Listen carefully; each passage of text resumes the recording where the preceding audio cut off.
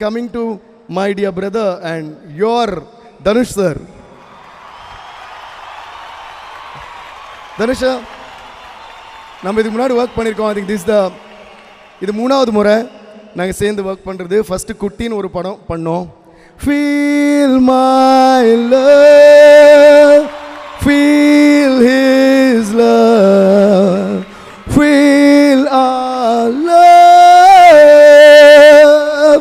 Chennai, feel our love even through this film, and it's always been a wonderful experience, sir. உங்க கூட work பண்ணுறது. And another favorite film of mine is Vengai.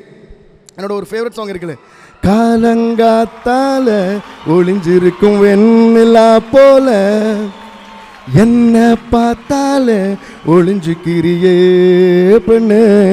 இன்னொரு பாட்டு நீங்க பாத்தீங்க, உன்னை மட்டும் பிடிக்குது வா கண்ணை மட்டும் பிடிக்குது, உன்னை மட்டும் பிடிக்குது வா கண்ணை மட்டும் பிடிக்குது.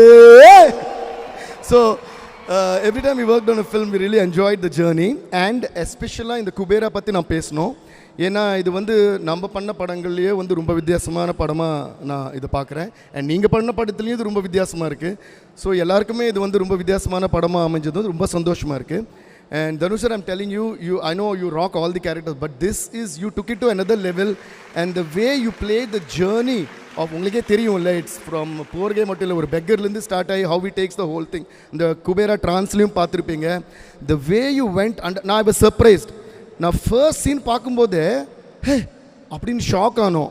அந்த ஷாக்கும் சேகர் சார் எடுத்த விதமும் தனுஷ் சார் கொடுத்த பர்ஃபார்மன்ஸும் இதெல்லாம் சேர்ந்து எங்கள் மனசுலேருந்து வந்தது தான் அதோட background score. I think you're all gonna love it.